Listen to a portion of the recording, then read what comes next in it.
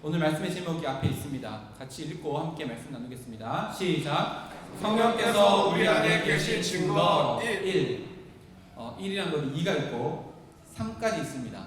그래서 성령이 계신 증거를 3시간에 걸쳐서 3주에 걸쳐서 무려 7가지의 증거를 함께 우리가 말씀을 통해서 발견해내려고 합니다. 오늘은 그 성령님께서 우리 마음 가운데 계시는 증거 첫 번째 시간으로 3가지를 발견해낼 텐데요. 오늘 꼭 필요한 게 있습니다. 이거 우리 셀리더 나눈지 우리 예수님의 사랑 책 발췌한 겁니다. 이걸 꼭 들고 함께 말씀 나눌 때 훨씬 더 좋을 것 같아요.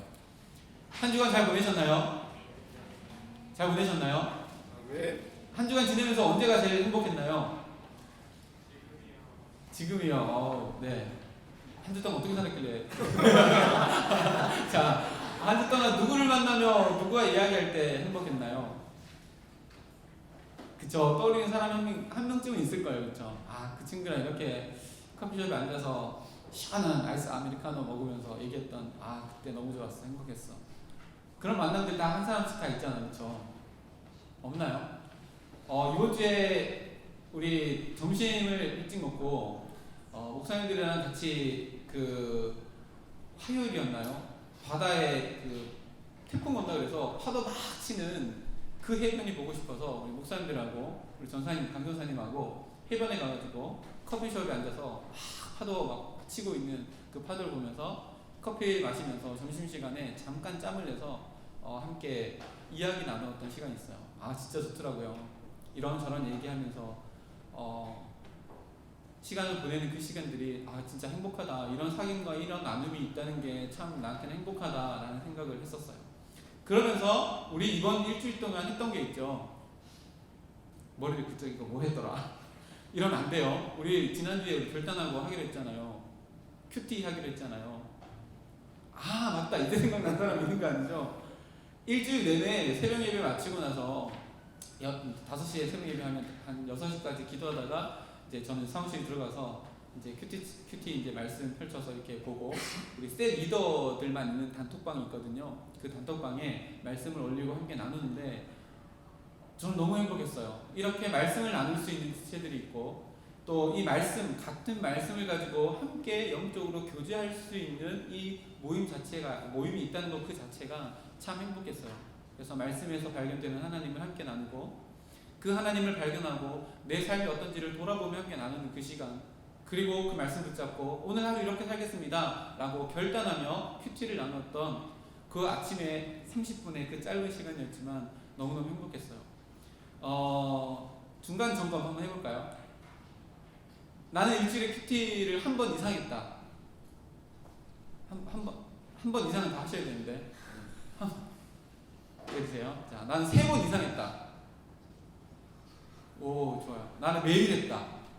자신있게 손 들어주세요. 와, 감사합니다. 이번 주 한 주만 할 줄 알았죠? 우리 주보에 가정예배 순서, 우리 어른들 주보에 가정예배 순서가 나오거든요. 거기에 순서에 따라서 여러분들이 하든 안 하든 제가 우리 셀리더 단톡방 있는 제가 매일 해서 이제 올리려고요. 주일날에는 본문이 없고 예배가 있으니까 없는데 월요일부터 토요일까지 제가 매일 셀리더 단톡방에 올릴 거예요. 그래서 어제 셀리더 교육하면서도 얘기를 했어요. 우리 이제 매주 하자, 매일 하자. 실패해도 괜찮으니까 일주일에 한 번이라도 도전하고 할 수 있도록 셀 리더들이 나눔을 못하면 제가 셀 리더방에 그 단톡방에 올린 제 나눔이라도 셀 그 단톡방에 이렇게 나누어서 계속해서 할 수 있도록 하자. 이제 이렇게 얘기를 했었습니다. 그래서 이번 주가 내일부터 우리 어른들 주보 갖고 가셔서 거기 위에 보면 말씀의 제목이 있고 본문이 있고 찬양이 있어요. 그럼 제가 본문이랑 찬양이랑 가사랑 이렇게 올리고 제가 묵상했던 것들을 며칠 적어서 우리 셀 리더들한테 나눌 거거든요. 여러분들도 그렇게 하세요. 매일 하는 거 어려워요. 쉽지 않아요. 진짜 쉽지 않아요. 근데 제가 얘기했죠. 도전하지 않는 것은 질타 받아야 돼요. 근데 도전했다가도 실패할 수 있어요. 근데 중요한 것은 도전해야 해요. 내가 일주일에 진짜 한 번이라도 제대로 해보겠다 하고, 제가 볼 때는 길어봐야 30분이고 짧으면 10분만 해도 할 수 있는 큐티. 제가 3가지 질문의 방법을 가르쳐드렸잖아요. 말씀을 읽어요. 읽기 전에 기도를 해요. 성령 하나님, 오늘도 나에게 주시는 말씀을 열어주십시오. 기도를 하고 말씀을 읽어요. 최소 3번은 읽으세요. 그리고 나서 이렇게 3가지 질문을 던지는 거예요. 이 본문에 기록된 하나님은 어떤 하나님인가? 이걸 첫 번째 질문을 찾는 거예요. 그래서 오늘 본문에 보면 하나님은 예배하기를 원하시는 하나님이시구나. 내 입술을 통해서 찬양하기를 원하시는 하나님이시구나.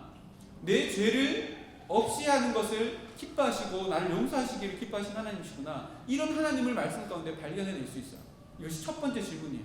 두 번째 질문은 뭐냐면 그런 하나님이라면 내 인생을 비춰볼 때 나는 어떠한 인생을 살았는가?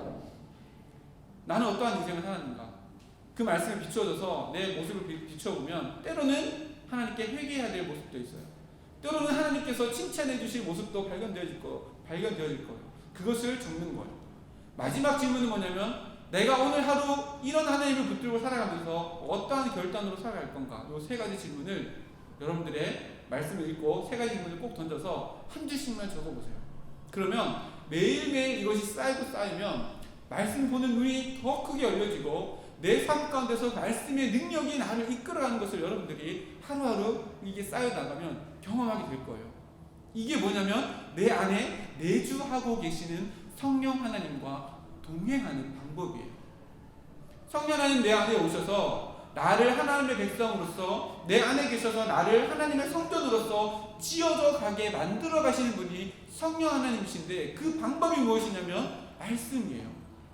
말씀을 붙들고 살아갈 때 세상을 향해 있었던 모든 것들을 발견하게 하시고 끊을 수 있는 용기를 주시고 끊고 그것을 결단하며 나아가서 하나님께서 기뻐하시는 인생으로 살아갈 수 있도록 우리에게 용기 주시는 분이 바로 우리 가운데 계시는 성령 하나님이세요. 그래서 이제 일주일 동안 한 번이라도 했던 우리 청년들 있잖아요. 그동안 한 번도 1번 일주일 동안 성경책이라고는 펼쳐보지 않았다라고 하는 사람들도 괜찮아요. 왜냐하면 여러분 이것까지 오셨잖아요. 하나님 앞에 나올 수 있는 존재들은 아무나가 나올 수 없어요. 성경이 분명히 기록해요. 아버지께 나아오는 자가 예수 그리스도가 아니면은 아버지께로 나아올 수 없대요. 여러분 왜 이것 가운데 어떻게 올 수 있었어요? 옆에 있는 친구가 끌어가니까, 셀 리더가 계속 전화하니까. 그게 아니에요. 여러분들 마음 가운데 있는 성령 하나님이 여러분의 마음을 움직이셨고 여러분의 발걸음을 움직이셔서 이곳 가운데 오셨어요. 그 성령 하나님과 더 깊은 사귈 수 있는 것은 아침마다 성경책을 펴는 거예요. 저녁마다 성경책을 펴는 거예요.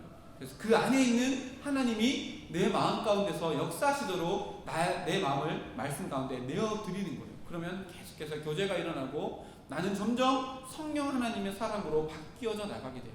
이것이 신앙생활이라고 지금 요 몇 주간의 말씀을 통해서 계속해서 나누고 있어요.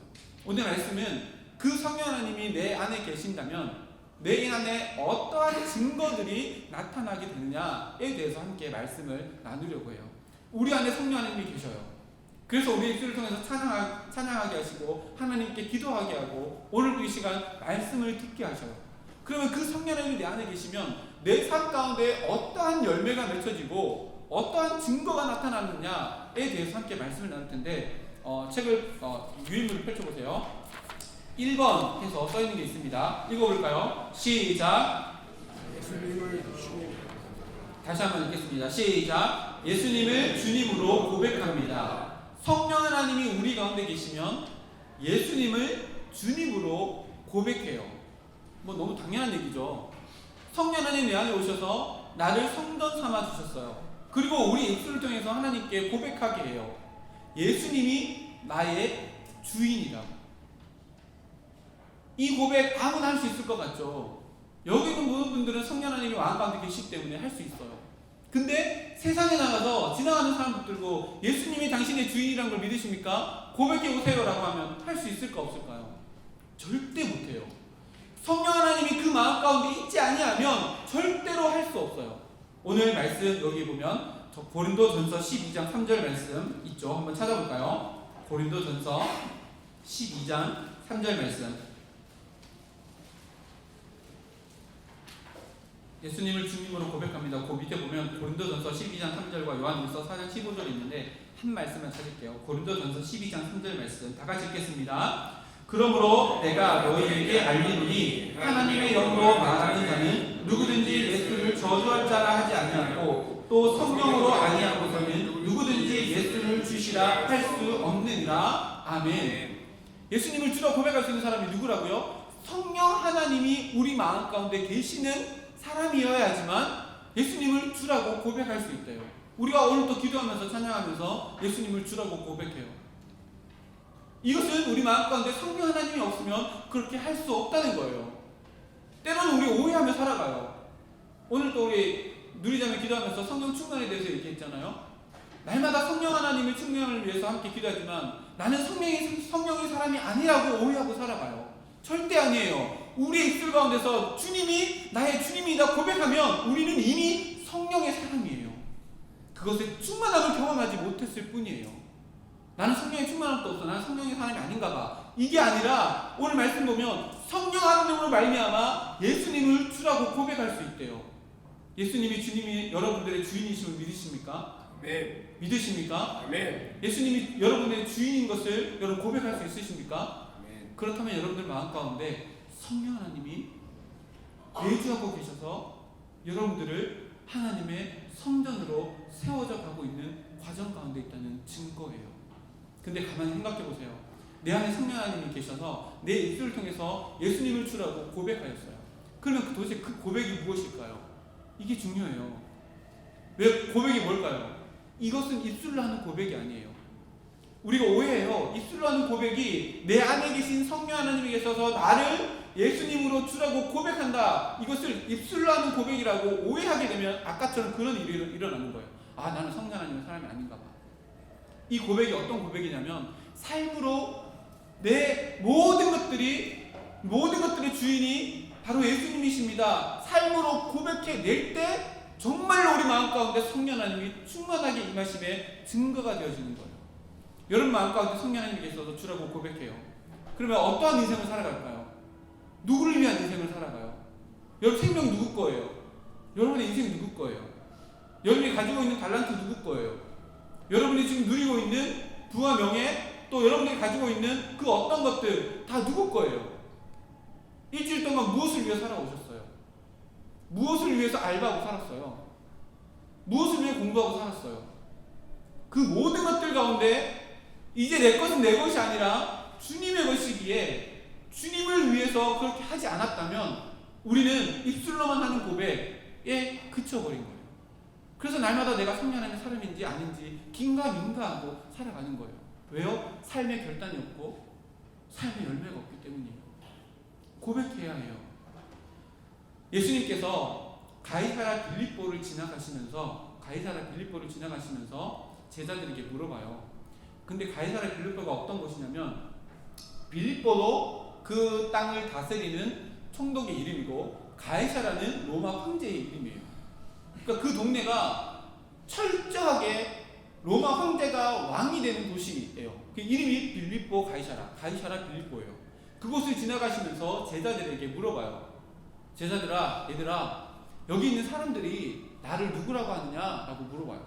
그때 제자들이 소문을 들어서 알겠죠. 아, 여기 사는 그 가이사랴 빌립보에 사는 사람들이 예수님 당신을 보고 때로는 선생님이라고 하고 때로는 선지자라고 하고 어떤 사람은 엘리야가 다시 왔다라고 이야기합니다 라고 얘기를 해요. 근데 예수님이 제자들에게 물어봐요. 야, 사람들은 그렇게 얘기하냐? 근데 너희들은 나를 누구라고 하냐? 라고 했을 때 마태복음 16장 16절에 베드로가 뭐라고 고백해요? 우리가 잘 알죠? 베드로가 예수님께 고백해요. 주는 그리스도시요 살아계신 하나님의 아들이십니다 라고 100점짜리 고백을 예수님께 해요. 보세요. 주는 뭐예요? 황제의 도시에서 황제가 저 로마 궁전에 있는 그 도시, 이 도시의 황제 이름을 따서 있는데 이 도시의 주인인 그 주가 아니라 갈릴리 출신이고 누더기 옷을 입고 갈릴리 촌사람, 그 촌 동네 출신인 바로 당신 예수님이 나의 주인입니다 라고 고백해요. 주는 그리스도시래요. 그리스도가 무슨 뜻이에요? 메시아라는 뜻이잖아요. 나의 주인 되시는 당신이 나의 구원자이십니다. 그 구원자가 하나님, 살아계신 하나님의 아들입니다 라고 고백해요. 근데 베드로가 이 술의 고백에서만 그친 것이 아니라 나중에 어떤 인생을 살아가요? 요한복음 21장 23절 말씀해 보면 네가 젊어서는 예수님께서 부활하시고 승천하시기 전에 베드로에게 다시 찾아오셔서 베드로에게 말씀하신 그 메시지예요. 네가 젊어서는 네가 원하는 대로 띠뛰고 네가 원하는 대로 다녔지만 네가 늙어서는 남이 너를 띠뛰고 남이 원하는 대로 네가 이끌림 당하게 될 것이다 라고 이야기해요. 젊었을 때는 예수 그리스도를 알지 못하고 살았을 때를 의미해요. 그때는 주로 고백할 수도 없었고 자기 마음대로 살아가는 인생을 살았음에도 불구하고 성령 하나님이 들어오셔서 그 고백을 한 베드로에게 네가 늙어서는 이제 남이 띠뛰어서, 이게 뭐냐면 두 가지 의미예요. 남은 나중에 베드로가 순교할 때 자기를 붙들었던 그 사람들을 1차적으로 의미하고, 두 번째 의미는 뭐냐면 성령 하나님이 베드로를 이끌어서 베드로가 원하는 인생이 아니라 성령 하나님이 원하는 인생으로 베드로를 쓰시겠다는 예수님의 예언의 말씀이었어요. 그렇게 베드로는 성령에 이끌린 인생을 살았고 하나님의 놀라운 예수님의 제자로서 아름다운 삶을 살아가며 성경 말씀에 어떠한 사람인지 기록되어져 있어요. 고백은 바로 이거예요. 우리가 주님이라고 고백해요. 근데 날마다 삶을 살아가면서 내 삶의 주인은 나였잖아요. 내가 원하는 대로 다 해요. 제가 우리 교회 온 지 1년 안 됐잖아요. 지금 8개월째 되고 있잖아요. 이제 성령부 패턴이 조금씩 이렇게 보이는 것 같아요. 근데 보일 때마다 미안하지만 안타까워요. 안타까워요. 방학하면 이쪽으로 오는 친구들이 있어요. 그렇죠? 다른 지역에 있다가 근데 계약하면 이제 어쩔 수 없이 다른 곳으로 가잖아요. 그곳에서 신앙생활 할 거라 저는 믿어요. 근데 방학에서 돌아오잖아요. 근데 방학 여기 근처에 학교 다니는 친구들, 통학하는 친구들 주일 예배 여기 나오잖아요. 근데 방학하면 안 나와요. 방학할 때는 안 나와요.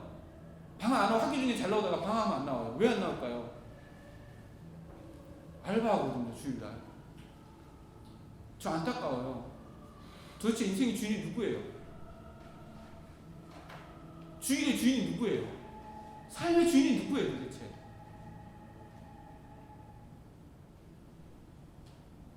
입술로만 날마다 주님을 고백하고 와가지고 찬양하고 수련회 때 그렇게 은혜 받으면서도 삶 가운데서는 정작 이 고백, 이 무산할 정도로 내 안에 성령님이 있는지 없는지 관심도 없는 정도로 살아가요. 제가 고등부였으면 이렇게 얘기 안 했을 거예요. 여러분 이제 청년이에요. 20대잖아요. 여러분 인생 여러분 인생으로 책임져야 해요. 여러분의 신앙 여러분이 이제 책임져야 할 때예요. 신앙 결단을 해야죠. 결국은 두 가지 문제예요. 결국은 두 가지 문제예요. 예수님께서 말씀하셨어요. 돈과 하나님을 겸하여 섬길 수 없대요. 하나님을 섬기려면 돈을 포기해야 해요. 두 가지 분명해요. 우리가 주님이라고 고백해요. 찬양으로 고백해요. 기도하고 고백해요. 근데 왜 삶을 그렇게 살아요? 입술의 고백만으로 여러분의 인생이 구원받을 수 있을까요? 분명히 말씀하셔요. 행하는 자가 그 인생을 반석 위에 세운 지혜로운 자래요. 듣는 사람, 고백하는 사람이 아니라 행하는 자가.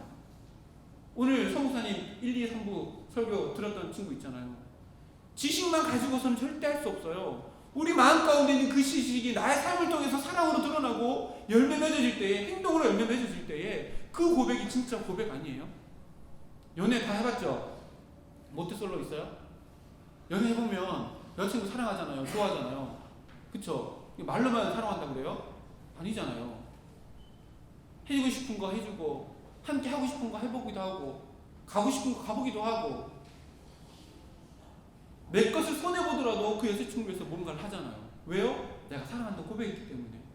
근데 하나님을 사랑한다고 고백하고 주님을 나의 주님이라고 고백하며 살아가면서 주님을 위해서 여러분은 무엇을 손해보며 살아가요? 절대 손해 안 보잖아요. 결국은 손해볼 때 하나님과 내 거, 하나님 잠깐만요 하고 내 거 먼저 챙기는 게 우리의 본연의 모습 아니에요? 우리 마음 가운데 진짜 성령 하나님이 계시다면 입술의 고백이 아니라 삶의 결단이 달라져야 해요. 무엇을 위해 도전하며 살아가세요? 내 인생을 위해서는 내가 잘 먹고 잘 사는 데는 열심히 도전하며 살아가면서 내가 목숨 걸고 예배 드리려고 도전해 본 적 여러분 얼마나 있으세요? 정말로 이 고백이 있어야지만 오늘 말씀에 성령 하나님이 내 안에 계시는 고백이 되는 거예요. 오늘 여러분 다 애국간데 나왔잖아요. 정말로 치열한 영적 전투 가운데 이곳에 나온 친구들도 있을 거예요. 정말로 가지 못하는 상황인데 결단하고 여러분들이 무엇인가 결단하고 이곳에 나왔던 친구들도 있을 거예요. 그 결단이 우리 마음 가운데 성령 하나님이 살아계신다는 증거예요. 근데 결단하지 못해요. 예배 자리를 포기해요. 무엇 때문에요? 가만히 생각해 보세요.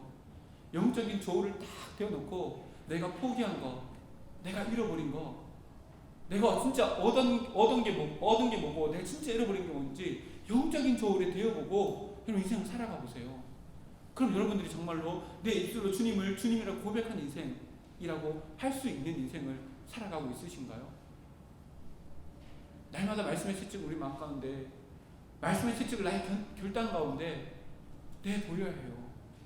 내 안에 계신 성령 하나님이 날마다 드러나도록, 성령 하나님이 소멸되어서 날마다 없어지는 것이 아니라 내 안에 성령 하나님이 더 민감하게 드러나도록 내 삶의 행동과 결단으로 성령 하나님이 내 안에 계시다는 증거를 여러분의 인생 가운데 쌓으며 살아가셔야 해요. 이번 일주일 동안에 또 삶을 살아가실 거예요.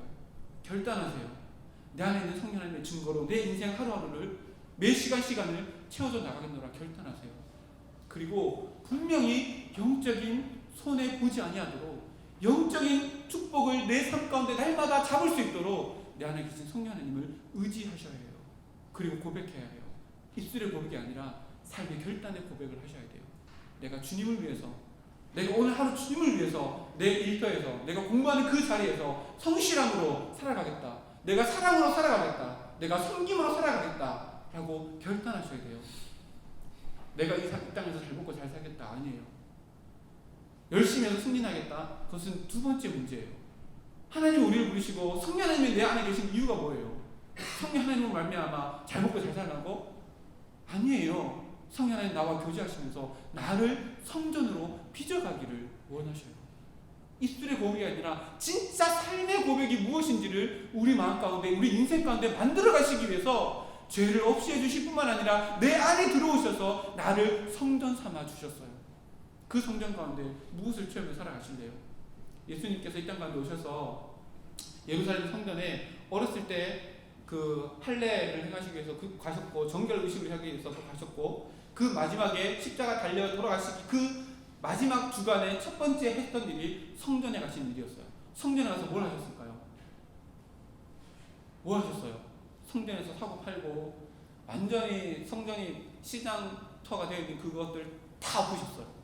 다 엎으시고 뭐라고 말씀하셨어요? 너희가 성전을 뭘로 만든대요?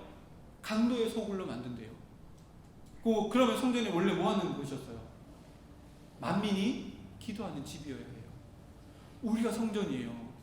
여러분들 마음 가운데 세상의 것들은 다 가득 차 있으면서 주일날 나와가지고 주님이 나의 주인입니다, 생명 주님께 있습니다, 그러면서 삶은 날마다 내 성전 가운데 세상에 오만 것들 다 집어넣고 살면서 와가지고 입술만 하는 거, 예수님께서 다 엎어버리고 너희들이 강도다 라고 했던 그 강도의 모습이 우리의 모습을 발견해낼 수 있어야 해요. 그리고 돌이켜야 해요. 우리가 어떤 집이라고요? 기도하는 집이에요.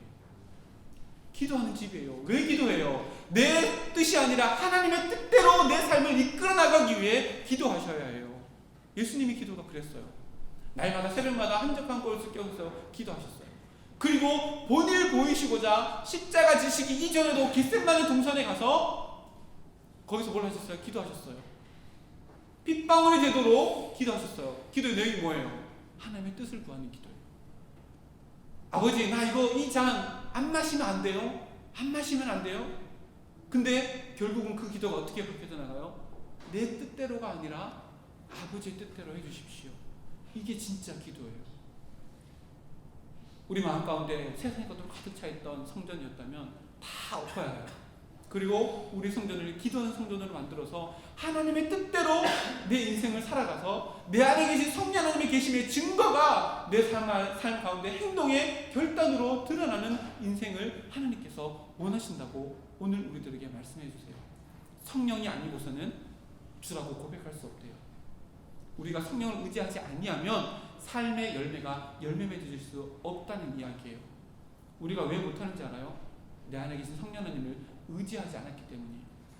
내 결단을 의지해 보려고 하고 내 의지력을 거기에 내 인생을 맡겨보려고 했기 때문에 넘어지는 거예요. 아니에요. 내 의지도 하나님의 것이에요. 내 지혜도 하나님의 것이에요. 성령 하나님을 의지할 때에 하나님께서 내 지혜 가운데 능력을 다해주시고 내 의지 가운데 결단의 힘을 다해주셔서 할 수 있게끔 우리를 이끌어 나가시는 거예요. 우리가 실패했던 이유가 이거예요. 내가 하려고 하니까, 정말 내 안에 계신 성령 하나님께 붙들려서 의지하는 마음으로 해야 해요. 예수님께서 아까 베드로에게 얘기했다 그랬죠. 이제는 너는 남이 너를 띠띠우고 네가 원하는 것이 아니라 남이 원하는 대로 네가 이끌러 갈 것이다. 그 남이 누구라고요? 성령 하나님이에요. 여러분 마음대로 여러분 인생이라고 마음껏 사는 그 인생 아니에요. 왜요? 우리의 주인이 바뀌었어요. 내 생명의 주인이 바뀌었어요. 내 인생의 주인이 바뀌었어요. 내 시간의 주인이 바뀌었어요. 여러분의 힘의 주인이 바뀌었어요. 여러분의 능력의 주인이 바뀌었어요. 여러분의 삶의 모든 자리의 주인이 바뀌었어요. 내 안에 계신 성령 하나님, 나를 구원해 주신 예수 그리스도, 우리를 태초부터 예정하셔서 우리를 택해 주신 그 하나님으로 우리의 주인이 바뀌었어요. 그렇다면 그렇게 살아가야죠. 이것이 우리의 결단이 되어야 돼요. 이것이 우리 마음 가운데 성령 하나님이 계시다는 증거예요. 이번 일주일 동안 이 증거가 우리의 삶 가운데 날마다 삶의 결단으로 드러날 수 있는 우리 모든 청년부 한 사람 한 사람이 되었으면 좋겠습니다. 두 번째입니다. 뒤로 넘기시고 두 번째 한번 읽어보겠습니다. 성령 하나님이 나에게 계신 증거 두 번째 시작. 하나님을 아버지라고 부릅니다. 네, 성령 하나님이 내 안에 계시면 하나님을 아버지라고 부른대요. 오늘 말씀 로마서 8장 15절 16절 말씀. 로마서 8장 15절 16절 말씀 다 같이 한번 읽어볼까요? 시작. 너희는 다시 무서워하는 종의 영을 받지 아니하고 양자 영을 받았으므로 우리가 아빠 아버지라고 부르짖느니라. 성령이 친히 우리의 영과 더불어 우리가 하나님의 자녀인 것을 증언하시나니. 아멘. 우리가 양자의 영을 받았대요. 이거 그냥 들으면 뭐 그런가 보다 하겠지만 가만히 해보세요. 양자예요. 양자가 뭐예요? 아들이 아니고 딸이 아니었는데 딸을 삼아주시고 아들 삼아주셨어요. 그게 양자잖아요. 그쵸? 우리에게 양자의 영을 부어주셨대요. 우리는 원래 어둠이었고 진노의 자녀들이었어요. 근데 예수님의 십자가 보혈의 피로 말미암아 성령의 자녀가 되었고 양자 영을 부어주셔서 하나님의 자녀가 되었어요. 이게 얼마나 놀랍고 위대한 축복인지 아세요? 하나님의 아들이 누구예요? 예수님이세요. 그 예수님과 동일한 자리로 우리를 부르셔서 우리를 하나님의 자녀 삼아 주셨어요. 놀랍지 않아요? 내가 뭐라고? 여러분의 인생 여러분 다 더 잘 알잖아요. 저보다 여러분 인생 여러분 더 잘 알잖아요. 내가 뭐라고? 하나님이 나에게 양자의 영을 부어주셔서 하나님의 아들로 하나님의 딸로 우리를 불러주셨어요. 정말 엄청나고 위대한 축복을 불러주셨어요. 그래서 우리가 하나님을 뭐라고 불러요? 아버지라고 불러요. 그때 참 재미있게도 사도 바울이 로마서 8장 15절에 기록하기로 아버지라고 기록하지 않고 뭐라고 기록했어요? 아빠라고 기록했어요. 아빠. 아빠가 더 친근감 있어요? 아버지가 더 친근감 있어요? 여러분 아버지 뭐라고 부르시나요? 아빠. 경상도에 아버지 이렇게 부르죠. 그쵸? 대외적인 자리에서는 아버지라고 부르겠지만 아빠 부르잖아요. 저는 퇴근하고 집에 가면 우리 예준이가 항상 저한테 뛰어와서 아빠 하고 이렇게 안겨요. 그 예준이는 안겨서 뽀뽀했는데 예준이 와가지고 펀치를 날리는데 너무 행복해요. 아빠 하고 와서 이렇게 딱 안기면 진짜 너무 행복해. 아빠 안 돼보시는 분 모를 거예요. 진짜 너무 행복해요. 근데 하나님이 우리를 그런 존재로 불러주셨대요. 하나님이에요. 천지를 창조하신 그 하나님이 우리 아빠 되신대요. 아빠 하고 달려나가서 언제든지 안길 수 있고 아빠 하고 달려가서 언제든지 울 수 있고 아빠 하고 달려가서 언제든지 내 마음의 고민을 다 털어놓을 수 있는 그런 존재로 하나님이 우리 가운데 양자 영을 부어주셔서 우리를 자녀 삼아 주셨대요. 일주일 동안 그 하나님 아버지와 얼마나 친하게 지내셨나요? 서먹서먹했죠. 그쵸? 3주 전에 우리 이 책의 예화 중에 2014년 코스타에서 어떤 목사님이 유기성 목사님이 이제 기록해 놓으신 건데 천국 가면 성도님들이 예수님 만날 때 제일 먼저 이렇게 인사한다고 그랬잖아요. 어떻게 해요? 말씀 많이 들었습니다. 충격적이죠. 예수님 만난 적 한 번도 없고 말씀만 들은 거예요. 목사님을 통해서 말씀만 들은 거예요. 셀 리더를 통해서 말씀만 들은 거예요. 하나님이 우리를 그런 존재로 부르지 않았다니까요. 1대1의 만남을 하기 위해서 우리에게 양자영을 부으셔서 우리가 하나님을 부를 때 아버지 뭔가 거리감 있는 이 아버지 아니라 아빠 하고 나가가지고 아빠를 딱 안을 수 있는 그러한 존재로 우리를 품어주셨대요. 우리가 하나님을 아버지라고 부르고 아빠라고 부를 수 있다면 우리 마음 가운데 성령 하나님이 계시는 증거예요. 그런데 지난 날을 한번 돌아보세요. 여러분, 하나님과 얼마나 가까이 지내셨어요? 하나님 하면 제일 먼저 생각나는 게 뭐예요? 하나님 하면 제일 먼저 생각나는 게 뭐예요? 어떤 사람은 있을걸요? 두려움. 하나님 하면 제일 먼저 생각나는 거 두려움. 하나님 하면 제일 먼저 생각나는 거 뭐예요? 여러분들 마음 가운데 그 이미지가 다 있을 거예요. 근데 아빠 하고 달려갈 때 꼬마 아이가 아빠한테 정말로 아무런 그 허물도 없이 아무런 그 감정 그 골도 없이 아빠한테 딱 안기는 그 장면을 기억하며 하나님 있을 때 그 장면이 떠오른다면 여러분들 마음 가운데 성령 하나님이 충만하게 임재하시고 여러분들 마음을 붙잡고 있다는 증거가 된다는 거예요.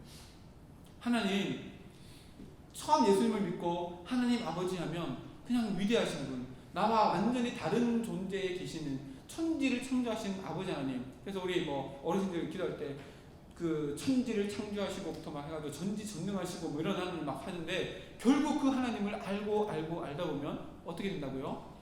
아빠 하고 부를 수 있고 아무런 거리낌 없이 부를 수 있는 존재로 우리를 양자로 삼아주시고 성령 하나님 우리에게 주셨다는 거예요. 우리가 정말 신앙이 더 깊어지면 깊어질수록 하나님 아버지, 하나님 천지를 창조하신 아버지 이렇게 기도하기보다 아빠, 정말 옆에 있는 것처럼 아빠, 나 오늘 직장에서 이런 일이 있었어. 나 마음 너무 아파. 아빠 내 마음 좀 만져줘.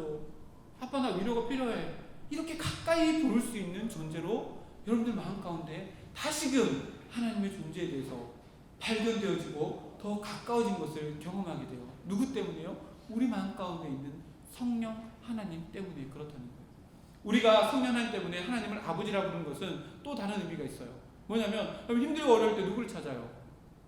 여러분 친구 찾나요? 정말로 인생이 힘들고 어려우면 아버지를 찾는 거예요. 아빠 나 정말 이런 고민이 있어요. 도와주세요. 나 이런 문제가 있어요. 도와주세요. 아버지랑 정말 그런 관계가 하나님과 나와의 관계가 되어질 때 내 안에 계신 성령 하나님이 나를 이끌고 가심을 삶의 증거가 되어지고, 하나님께서 우리 가운데 보내주신 성령 하나님을 우리 가운데 보내주신 목적이 이루어지는 삶을 살아가게 되는 거예요. 하나님은 우리의 피난처 되세요. 어떤 잘못을 했든 어떠한 일을 했든 저질렀든 하나님은 우리의 아버지, 아빠 되어주셔서 나를 품어주시는 분이에요. 그래서 시편에 보면 수많은 시편의 기자들이 하나님을 고백하기로 어떻게 고백하냐면, 주님은 나의 피난처래요. 하나님은 나의 요새시래요. 하나님은 나의 피할 반석이 되시는 분이래요. 왜 그렇게 고백했을까요? 그 안에 성령 하나님이 계셔서 하나님이 내 존재가 없다 하든 내가 세상 속에서 어떠한 짓을 했든 아버지 하나님이 나를 받아주신다는 것을 깨달았기에 하나님은 나의 피난처입니다. 하나님은 나의 요새이십니다. 하나님은 나의 진짜 아버지예요 라고 고백할 수 있었던 거예요. 이것이 첫 번째, 우리가 성령 하나님이 계셔서 하나님을 아버지라고 부를 수 있는 삶의 증거예요. 이것이 또 다른 의미의 한 가지를 또 포함하고 있어요. 뭐냐면, 저도 하나님을 부를 때 하나님 아버지라고 불러요. 앞에 있는 형제 형제도 하나님을 부를 때 하나님 아버지라고 불러요. 그러면 저랑 형제 형제랑 형이랑 이렇게 다 뭐가 되는 거예요? 가족이 되는 거예요. 성령 하나님 우리 마음 가운데 계시면 하나님을 아버지라 부를 뿐 아니라 옆에 하나님을 아버지라 부르는 함께 있는 지체들을 내 형제 자매로 인정하게 된다는 것을 의미해요. 우리가 하나님을 아버지라 부르면서도 우리 가운데 상처받고 아파하고 함께 기뻐하고 즐거워해줘야 되는 공감이 함께 이루어져야 하는데, 그것이 이루어지지 않으면 우리가 하나님을 아버지라 부르는 것에 반쪽밖에 되지 않는 거예요. 이 친구도 하나님을 아버지라 부르고 이 친구도 하나님을 아버지라 부르는데 서로 간에 교제가 없어요. 그런 가족이 어디 있어요? 그런 가족이 어디 있어요? 우리는 하나님을 아버지라 부르는 한 가족이에요. 가족은 절대로 떨어지면 안 돼요. 함께 해야 해요. 아픔을 함께 해야 되고 슬픔을 함께 해야 되고 기쁨을 함께 나누어 줄 수 있어야 해요. 그리고 내 어떤 친구라도 다 드러낼 때에 그것이 받아질 수 있는 공간이 어디예요? 가족이에요. 어떠한 잘못을 저질렀든지 가족 안에서는 용서돼야 되고 용납돼야 되고 하나 되어져야 해요. 일전에 제가 말씀을 드렸나요? 지난주에 설교 말씀을 준비했다가 중간에 다 안 하고 잘랐던 부분인 것 같은데, 예수님께서 이 땅 가운데 계실 때 대표 기도를 하셨어요. 요한복음 17장에 보면 1절에서 5절까지 하나님 나를 영화롭게 해주십시오 라고 기도하고, 그 다음에 6절부터 21절까지 제자들 위해서 기도해요. 그리고 22절부터 그 뒤에 30몇 절까지 미래에 있을 제자들에게도 기도를 하는데, 그 기도 내용이 딱 한 가지예요. 예수님께서 우리를 위해서, 제자를 위해서, 먼 미래의 성도가 될 그 사람들을 위해서 기도했는데, 그 기도 제목이 딱 한 가지예요. 예수님의 기도 제목이 요한복음 17장 기도했는데 딱 한 가지예요. 그게 뭐냐면 예수님께서 이렇게 기도하셨어요. 우리가 하나 된 것처럼, 여기서 우리는 성부, 성자, 성령 하나님이에요. 성부, 성자, 성령 하나님, 우리가 하나 된 것처럼 우리를 믿는 이 사람들도 서로 하나가 되게 해주세요 라고 기도해요. 제자들 위해서 기도할 때도 그랬고, 제자들 그 다음 세대에 태어날 미래의 성도들을 위해서 기도할 때도 똑같이 기도해요. 우리가 하나 된 것처럼, 성부, 성자, 성령 하나님이 하나 된 것처럼 우리를 믿는 이 지체들도 서로 주 안에서 하나 되게 해주십시오. 그래서 그 하나됨으로 말미암아 세상에서 하나님의 사랑이 드러나고 하나님의 살아계심이 드러나게 해주세요. 이게 예수님의 대표 기도였어요. 예수님의 기도, 딱 이거 기도 제목 한 가지였어요. 우리가 하나 되는 거. 이 말씀, 이 기도 제목 가운데 오늘 말씀에 빗대어서 뭐가 포함되어 있어요? 우리 모두가 다 성령 하나님으로 말미암아 하나님을 아버지라고 부르고 아빠로 부르는 공동체가 되어질 뿐만 아니라, 그렇게 하나님을 아버지라 부르는 우리 모두가 다 한 가족이 되어지는 것을 예수님은 원하셨고 하나님은 원하시고 계셔요. 그래서 우리 가운데 절대로 소외된 자가 있으면 안 돼요. 여러분, 셀 원들 있죠. 피치 못할 사정으로 못 나오는 친구들도 있을 거예요. 출근해야 되고 어떻게 해야 되고 안 나오는 친구도 있을 거예요. 근데 나오든 안 나오든 여러분 셀 단톡방에서, 셀 모임 가운데서 절대로 한 영혼이라도 소외되거나 상처받거나 아파하거나 그렇게 내버려져 있는 지체가 있으면 절대로 안 돼요. 그래서 제가 어제 셀 리더들한테도 되게 강하게 얘기했어요. 제가 우리 청년부 80명, 90명 이거 다 케어할 수 없기 때문에 하나님께서 셀 리더를 세우셔서 셀 원들을 돌보시도록 하나님께서 셀 리더를 세우셨어요. 셀 리더를 세운 목적이 뭐예요? 그 공동체 안에서 한 분 하나님을 아버지라 부르는 우리 각자가 모였지만 그 안에서 한 가족의 공동체를 만들어가고 이루어가는 것이 하나님께서 우리에게 그토록 바라고 원하시는 일이고, 우리 안에 성령 하나님이 계셔서 우리 입술을 통해서 하나님을 아버지라 부르게 하고 한 지체 되어서 한 가족이 되게 하시는 하나님의 마음이에요. 그 마음을 깨달았다면 옆에 있는 지체들을 함께 아파할 때 아파해 줄 수 있어야 해요. 슬퍼할 때 슬퍼해 줄 수 있어야 해요. 기도 제목이 있을 때 나의 기도 제목이 있냐 함께 기도해 줄 수 있어야 하고, 즐거운 일 있을 때 배 아파하는 것이 아니라 함께 즐거워해 줄 수 있는 마음, 가족된 마음이 우리 마음 가운데 있어야 돼요. 그것이 우리 마음 가운데 성령 하나님이 계시는 증거가 되기 때문이에요. 내 마음 가운데 어떤 지체를 미워하고, 나 저 친구 안 봤으면 좋겠어, 그냥 교회 안 나오면 내 마음 편한 것 같아, 이런 마음이 있다면 화살을 자기한테로 돌리세요. 내 안에 있는 성령 하나님이 지금 소멸되어지고 있지 않는가? 성령 하나님 내 안에 계시다면 하나님을 아버지로 부르는 우리 모두는 가족이에요. 호적을 팔 거예요? 팔 수도 없어요. 하나님이 호적에 쓰셨는데 누가 팔 거예요? 팔 수도 없어요. 우리 마음 가운데 성령 하나님을 의지하고 살아갈 수 없는 그 존재를 품어야 되는 것이 우리에게 주어진 사명이에요. 그래서 성경이 기록해요. 우리에게 직분을 주셨대요. 화목하게 하는 직분을 주셨대요. 하나를 만들어 나가는 피스메이커 역할을 우리에게 주셨어요. 평화를 만들어 나가고 하나를 만들어 나가는 역할이 우리에게 주어졌어요. 그 역할을 감당할 때에 내 안에 계신 성령 하나님이 드러나는 거예요. 그것이 내 안에 계신 성령 하나님이 나타나는 증거가 되어지는 거예요. 이것이 두 번째예요. 하나님을 아버지라 부르게 하는 것이 성령 하나님이 내 안에 계신 증거예요. 그리고 하나님을 아버지라 부르는 우리 모든 지체가 한 공동체임을, 한 가족임을 고백하고 하나 되기를 힘쓰는 나의 삶의 행동과 결단이 내 안에 성령 하나님이 계시는 증거가 되어져요. 이것이 두 번째예요. 세 번째 마지막 장. 세 번째 밑에는요. 한번 읽어보겠습니다. 하나님께서 시작. 하나님께서 주시는 은혜를 깨닫습니다. 세 번째는 성령 하나님이 우리 마음 가운데 계시면 하나님께서 나에게 주신 은혜가 무엇인지를 깨닫게 돼요. 여러분 일주일 동안 삶을 살아가면서 여러분들이 받은 은혜가 무엇이 있나요? 너무 많죠. 그렇죠? 좀 숨쉬고 살아가는 것조차도 하나님의 은혜이고, 내가 교통사고 당할 수 있었지만 당하지 않는 것도 하나님의 은혜예요. 내가 공부를 할 수 있는 것도 하나님의 은혜예요. 내가 귀로 들을 수 있고 눈으로 볼 수 있고 음식을 먹는 거, 소화하는 거, 뒤로 잘 나오는 거, 이거 다 뭐예요? 하나님의 은혜예요. 저희 자꾸 얘기해서 미안하지만 우리 둘째가 장에 문제가 있거든요. 그 영국 갔다가 한국 돌아와서 얘가 이제 심리적인 게 있나 봐요. 변을 못 보는 거예요. 몇 주씩 변을 못 보는 거예요. 그러니까 애가 너무 고통스러워하는 거예요. 밥도 잘 못 먹고. 그래서 이제 거의 1년 정도를 막 힘들어하고 그래서 집 앞에 있는 병원에 가서 소아과 가가지고 약을 먹고 이렇게 했는데 1년이 됐어요. 근데도 치료가 안 되는 거예요. 그제서야 개인 병원, 집 앞에 있는 병원에서 안 되겠습니다. 개인 병원에서는 안 될 것 같고 이제 대학병원으로 가봐야 될 것 같습니다. 라고 해서 그럼 진작 좀 보내주지, 그쵸? 1년 동안 치료를 다 하고 안 돼가지고 대학병원을. 그래서 지금 또 대학병원을 다녀요. 경대병원 가가지고 우리 둘째가 치료를 받거든요. 변을 못 보니까요. 엑스레이를 찍었는데 장 안에 전부 변으로 차 있는 거예요. 이게 변으로 차 있으니까 여러분 알잖아요. 화장실 가면 화장실 가고 싶은 느낌 있잖아요. 큰 거 느낌 있고 작은 거 느낌 있잖아요. 근데 의사 선생님이 말하기로는 이 대변이 나올 때 그 느낌이 없대요. 그러니까 나오는지 안 나오는지도 모르고 지금도 약을 먹어요. 그래서 이거를 한 2년 정도 기간을 두고 이 치료를 하고 있어요. 그러니까 밤 잘 때 이렇게 막 설탕 엄청 태워있는 가루 물 타가지고 이렇게 먹는 게 있어요. 그거 먹으면 변을 묽게 해가지고 이렇게 대변 나오는 그거를 이렇게 해가지고 나오게 하는 이걸 약을 먹고 있거든요. 한번 생각해보세요. 여러분 화장실 잘 가는 것도 감사할 일이잖아요. 성령 하나님이 우리 마음 가운데 계시면 그동안에 그냥 내가 누렸던 그 모든 것들이 새롭게 보이는 거예요.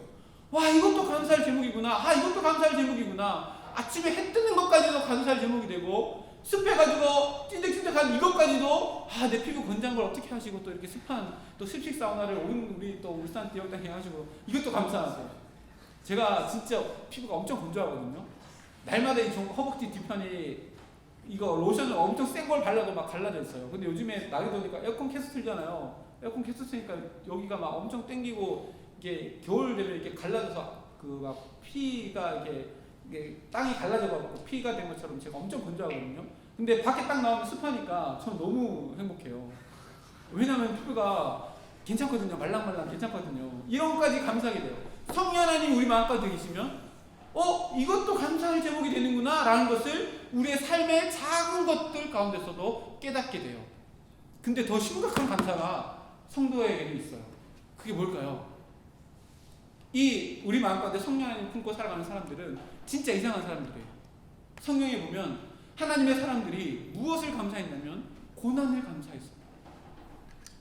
이게 말이 돼요, 이게 이해가 돼요? 예수님께서 팔복을 선언할 때도 그랬어요. 애통하는 사람이 복이 있대요. 애통을 감사로 느낀단 말이에요. 애통을 은사로 느낀단 말이에요. 이게 말이 돼요? 박해하는 자에게 복이 있대요. 박해받는 사람에게. 박해받는 게 뭐 감사하다고, 이게 은혜라고 느껴요. 근데 우리 마음 가운데 성령 하나님이 계시면 선을 행하다가 나에게 주어지는 그 박해까지도 감사하게 되는 놀라운 역사가 우리 가운데 일어나게 된다는 거예요. 어떤 사람에게요?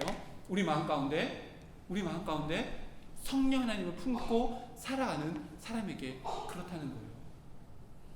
어떤 신앙생활 하다가 힘들고 어려운 일을 만난 사람, 근데 그 사람을 진짜 만나보면 옆에 있는 사람도 힘들지만 정작 그 사람은 하나님을 붙들고 살아가며 감사하며 살아가서 옆에 있는 사람들을 놀래키는 사람 너무 많아요.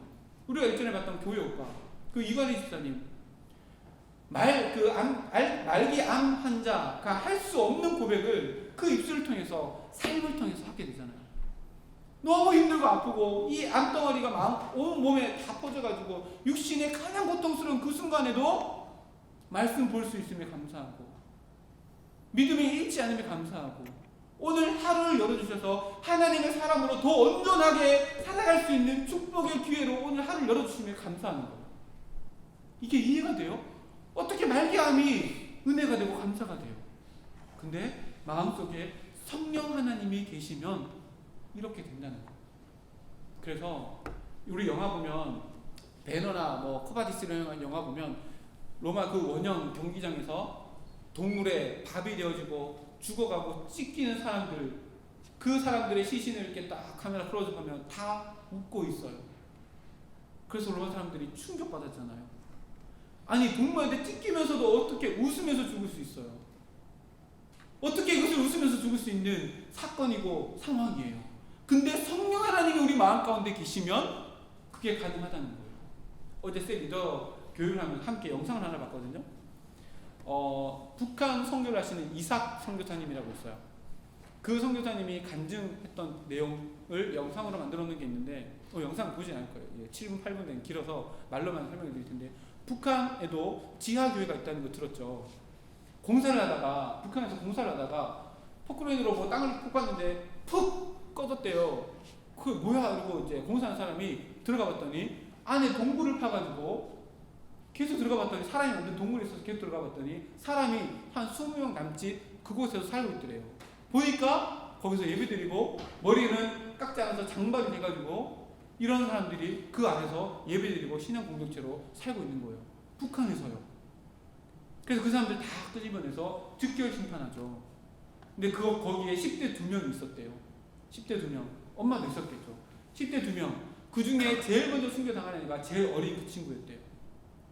총알이 아까우니까 목에 목줄을 달고 의자 위에 올라가게 됐대요.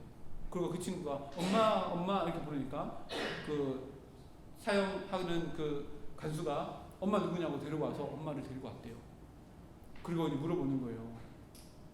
근데 그 친구가 엄마를 막 이렇게 부를 때 간수가 의자를 퍽 찬 거예요. 근데 손발이 묶여있지 않으니까 손으로 이거를 붙잡고 엄마를 부르는 거예요. 근데 엄마가 뭐라고 대답하는지 알아요? 천국 가는데 너 왜 이러냐고.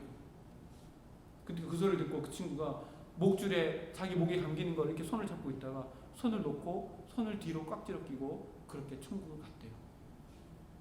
형이 있었는데 그 친구의 형인데 엄마가 동일한 엄마예요. 둘째는 매달려 있어요. 또 형이 왔어요. 형이 똑같이 죽어요. 근데 죽으면서 그 형이 자기를 죽이는 간수에게 이렇게 얘기했대요.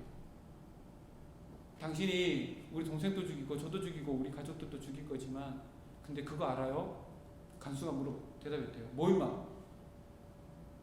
그런데도 당신을 사랑하는 사람이 있어요. 누가 임마? 예수님이요. 라고 몸에 달려 죽었대요. 엄마도 그렇게 죽었는데 그 다음에는 제가 성함을 잊어버렸는데 거기에 같이 계셨던 목사님이 홀딱 벗겨가지고 길바닥에 누웠대요. 그리고 도로를 깔기 위해서 공사를 하다가 그 일이 일어났으니까 도로 가는 롤러 있잖아요. 그 롤러로 다리부터 계속해서 짓눌려서 목사님을 죽이고 거기에 있는 모든 성도들을 다 죽였대요. 그러면서도 믿음을 배반하지 아니하고 오히려 천국 가서 만나자라고 인사하고 그곳에서 순교를 당했어요. 어떻게 이럴 수 있어요? 어떻게 이럴 수 있어요? 그들의 마음 가운데 성령 하나님이 계시다는 것을 너무나도 명확하고 너무나도 분명하게 알았기에 믿음 때문에 찾아오는 이 순교의 순간이라 할지라도 내가 하나님을 만나는 축복의 통로가 되는 죽음을 향해 가는 길이라면 하나님을 만나는 그 길이라면 이것조차도 감사할 수 있는 성령 하나님의 은혜, 성령 하나님의 충만함이 그들의 마음 가운데 있었기 때문에 가능한 거예요. 이게 지금 또 일어나요. 그들이 믿는 하나님과 우리가 믿는 하나님이 다를까요? 똑같은 하나님이잖아요. 똑같은 하나님이잖아요. 대한민국에 살아가면서 믿음 때문에 순교할 일은 없을 거예요. 죽었다 깨어나도 없을 거예요. 그러나 동일한 믿음으로 우리 살아가지 않을까요? 우리 안에 성령 하나님 계시잖아요. 그 사람들이 믿는 성령 하나님, 히브리서 11장에 톱으로 켜는 그 고난을 당하고 돌로 치는 그 고난을 당하면서도 내 안에 계신 성령 하나님 때문에 천국을 소망하며 그것조차도 그 밖에조차도 은혜로 고백했던 그 사람들의 믿음, 우리의 믿음과 다를 게 뭐가 있어요? 똑같음에도 불구하고 우리의 믿음이 얼마나 나약하고 얼마나 어리고 날마다 넘어지는 믿음이에요.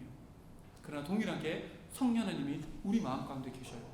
그 성령 하나님을 의지하면 의지할수록 세상 가운데 히브리서 11장에 기록된 것처럼 세상이 감당치 못할 하나님의 사람으로서 하나님께서 우리를 세상 가운데 세우실 날이 오늘 하루 내가 성령 하나님을 의지하며 살아갈 때 반드시 여러분들에게도 그 날이 찾아올 거예요. 성령 하나님으로 똘똘 뭉쳐서 나로서 살아가는 것이 아니라 내 안에 계신 성령 하나님으로 말미암아 살아가서 이제 더 이상 내 인생이 아니라 나를 통해서 성령 하나님이 살아내시는 정말로 놀라운 성령 하나님의 사람으로서 그 인생을 여러분들도 여러분의 인생 가운데 경험하게 될 날이 오늘 내가 그렇게 결단하며 살아갈 때에 여러분의 삶 가운데 하루하루 선명하게 성령 하나님의 충만하심이 보여지게 될 거예요. 그 부르심, 우리에게 부르시는 부르심이에요. 이제 우리에게 또 일주일의 삶을 하나님께서 열어주실 거예요. 우리에게 열어주는 날은 제가 매번 얘기하잖아요. 오늘의 시간밖에 없어요. 오늘만 결단하면 돼요. 지금 이 순간만 결단하면 돼요. 내일은 오늘로 주어지면 그 순간에 또 결단하면 되는 거예요. 우리나라 말에 작심삼일 있죠. 작심삼일 없어요. 언제 누가 3일을 한꺼번에 살아요? 우리는 지금 이 순간 하루만 사는 거예요. 그 하루의 시간 동안 온전히 내가 모든 것을 다해 내 안에 계신 성령을 붙들고 예수님을 주라고 고백하고 하나님을 아버지라고 고백하며 피난처인 아버지를 붙잡고 옆에 하나님을 아버지라고 부르는 우리 모든 공동체가 나의 한 가족이라고 품고 함께 기도하며 중보해 줄 수 있고, 또 마지막에 내 삶의 모든 다가오는 시련과 고난조차도 내가 하나님을 믿는 그 믿음 안에 주어진 것이라면 하나님의 은혜로 고백하며 살아갈 때에 우리 마음 가운데 성령 하나님이 더 분명하게 드러나고 우리 마음 가운데 세상의 모든 것들이 다 없어져 버리고 하나님의 온전한 교회로 날마다 지음받는 우리들의 삶이 될 거예요. 결단하세요. 언제요? 지금요. 날마다 결단해야 해요. 나를 위해서 살지 아니하고 내 안에 계신 성령 하나님이 원하시는 것이 무엇인지 날마다 되뇌이며 말씀 붙잡고 하나님의 뜻을 붙잡고 살아가서 나는 성령 하나님의 사람입니다. 세상 가운데 넘어져 살아갈 사람이 아니라 세상이 감당치 못할 성령 하나님 하늘의 가치를 붙잡고 살아가는 사람입니다. 날마다 선포하며 살아가는 우리 모두가 되기를 주님의 이름으로 축복합니다. 이 시간 다 함께 찬양드렸으면 좋겠습니다. 허무한 시절 지날 때, 깊은 한숨 내쉴 때, 그런 풍경 보시며 탄식하는 분인데 고와 같이 너희를 버려두지 않으리. 내가 너희와 영원히 함께하리라. 억눌린 자, 갇힌 자, 자유함이 없는 자, 피난처가 되시는 성령 계시네. 주의 영이 계신 곳에 참 자유 있네. 우리 다 함께 찬양드립니다.